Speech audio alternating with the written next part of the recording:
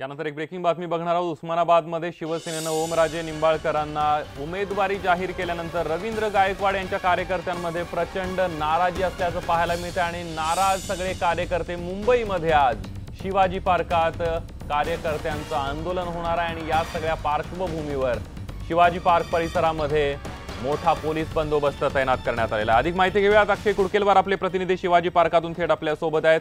अक्षय, आपण बघतोय रवींद्र गायकवाड यांचे कार्यकर्ते नाराज आहेत आणि त्यातूनच थेट मुंबईत येऊन आंदोलन करतायत।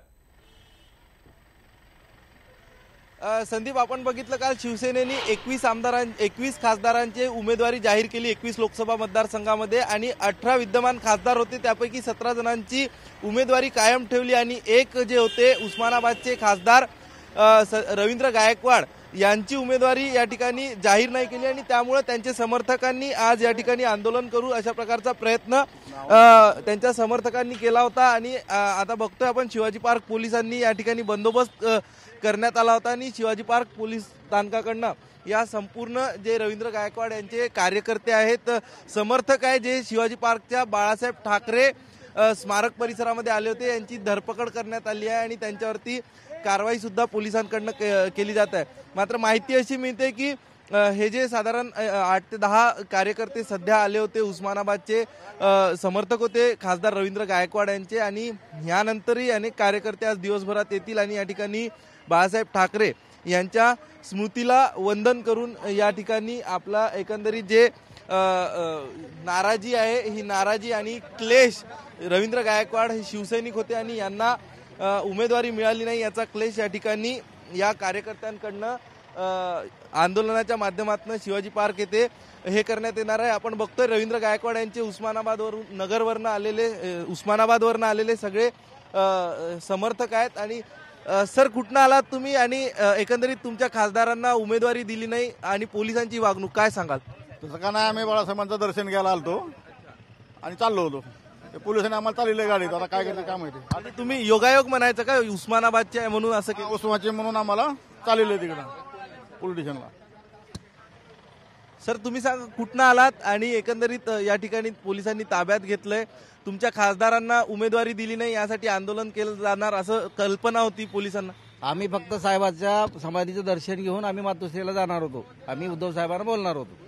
इथं आमचा काय विषय नाही, फक्त साहेबाचं समाधीचं दर्शन घेणे आणि मातोश्रीला उद्धव साहेबांना सांगणे की रवी सरांना परत तिकीट द्या, यासाठी आम्ही आलो। काय भावना आहे शिवसैनिकांची? रवींद्र गायकवाडांचं तिकीट द्यायला पाहिजे, रवी सरांनाच द्यायला पाहिजे अशी भावना आहे सगळ्या शिवसैनिकांची, फक्त रवी सर। सर, काय सांगाल आपण? रवी सरांना तिकीट द्यावी अशी भावना आहे सगळ्यांची। पण आता तुम्हाला पोलिसांनी ताब्यात घेतलं, काय सांगाल? काय नाही, आम्ही काय गुन्हाच केलेला नाही। तर आपण बघतोय या ठिकाणी पोलिसांनी ताब्यात घेतलंय त्यांना आणि पुढील कारवाई शिवाजी पार्क पोलीस स्थानकामध्ये होणार आहे आणि मोठा पोलीस बंदोबस्त तगडा या ठिकाणी बाळासाहेब ठाकरे स्मारक परिसरात लावण्यात आलेला आहे।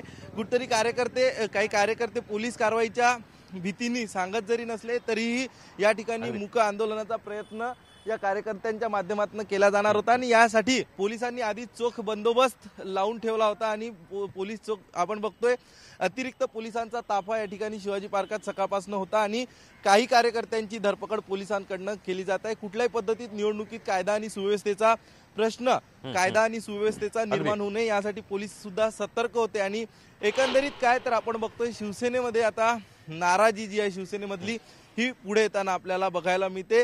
रवींद्र गायकवाड यांच्याबद्दल एक सांगायचं झालं तर एअर इंडियाच्या कर्मचाऱ्याला मारहाण प्रकरणामध्ये खासदार रवींद्र गायकवाड यांचं नाव पुढे आलं होतं आणि त्या एकंदरीत त्यांचं स्कोअर कार्ड जर बघितलं तर इतर खासदारांच्या तुलनेत त्यांचं स्कोअर कार्ड सुद्धा बऱ्यापैकी होतं। 288 प्रश्न त्यांनी लोकसभेमध्ये अगदी अक्षय, या सगळ्यामध्ये आता शिवसेना पक्षप्रमुख उद्धव ठाकरे काय भूमिका घेतात हे पाहणं महत्त्वाचं आहे। धन्यवाद तू दिलेल्या आहे संपूर्ण माहितीबद्दल। आपण बघतोय रवींद्र गायकवाड यांचे कार्यकर्ते आणि पदाधिकारी थेट आता मुंबईमध्ये आले होते आणि बाळासाहेब ठाकरेंच्या समाधीचं दर्शन घेतल्यानंतर, ते शक्तीस्थळाचं दर्शन घेतल्यानंतर या ठिकाणी आपण बघितलं की पोलिसांनी या सगळ्या कार्यकर्त्यांना ताब्यात घेतले। बघूया पुढची बातमी।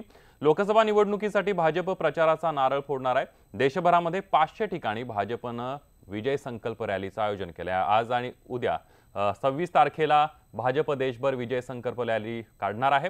भाजप अध्यक्ष अमित शहा सकाळी आग्रा इथं विजय संकल्प रॅलीमध्ये सहभागी होतील। योगी आदित्यनाथ दुपारी 12 वाजता सहारनपूर इथं सहभागी होणार आहेत।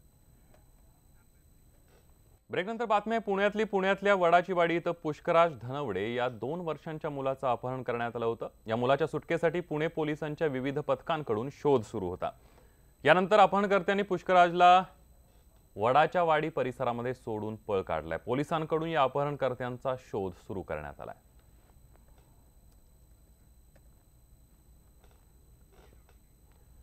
बातमी अकोल्यातली। अकोला इथं मोहम्मद अली रोडवर असलेल्या इमारतीला भीषण आग लागली आहे। ही आग विझवण्यासाठी अग्निशमन दलाचे 4 बंब घटनास्थळी दाखल झालेत। आग विझवण्याचं काम सुरू करण्यात आलेलं आहे।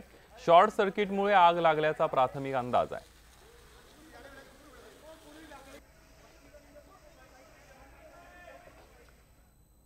यानंतर गोव्यातली एक धक्कादायक बातमी आहे। माजी मुख्यमंत्री मनोहर पर्रीकर यांचं पार्थिव ठेवण्यात आलेल्या कला अकादमीचं शुद्धीकरण करण्यात आल्यानं मोठा वाद निर्माण झालाय।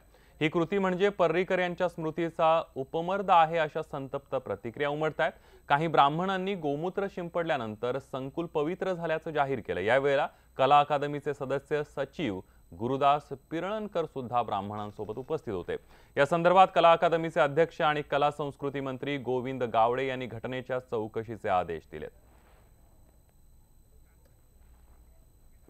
कोकणातल्या आंजर्लेच्या समुद्रकिनारी कारण तिथं कासव संवर्धन महोत्सवाला सुरुवात झाली आणि याच महोत्सवाच्या निमित्तानं आंजर्लेच्या समुद्रकिनारी हजारो कासवांचा मेळा भरलाय। पाहूया एक खास रिपोर्ट।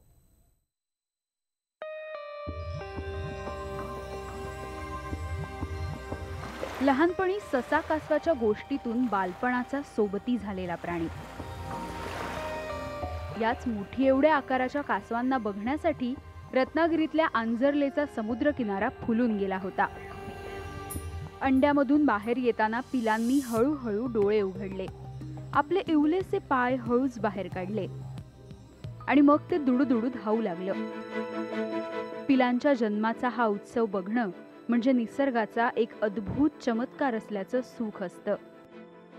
कासव संवर्धन मोहिमेअंतर्गत कासवाच्या पिलांना समुद्रामध्ये सोडण्याचा सोहळा इथे पार पडला। आज पहिल्यांदा जे न्यूबॉर्न म्हणजे एकदम बेबी टर्टल्स असतात तर ते पाहायला मिळाले आणि तो बघून खूप आनंदाचा क्षण होता। अगदी लहान मुलासारखं आम्हालाही त्याच्यामध्ये खूप आनंद वाटला। कासव संवर्धनाबद्दल ऐकलं होतं, मग ते बघण्याचा योग आज आला आहे। आम्ही बघितलं की ते अगदी व्यवस्थितरित्या आम्हाला माहिती दिली की कसं किती दिवस झाले, अंडी किती दिवसापासून इथे ठेवली आहेत आणि किती दिवसानंतर मग ते फर्टाईल होणार आहेत वगैरे। तर आवडलं आम्हाला ते सगळं। दुर्मिळ होत जाणाऱ्या ऑलिव्ह रिडले या कासवांची 1905 अंडी संरक्षित करण्यात आली होती। यातून 1185 पिल्लं सुरक्षितपणे अंड्यातून बाहेर आली। वाळूमधून किनाऱ्यावर सोडल्यानंतर ही कासवं एक एक पाऊल पुढे टाकू लागली, कधी घसरली कधी धडपडली, पण समुद्र कवेत घेण्याच्या स्वप्नांनी पुढे पुढे धावू लागली। खूप चांगलं काम करतात हे लोक।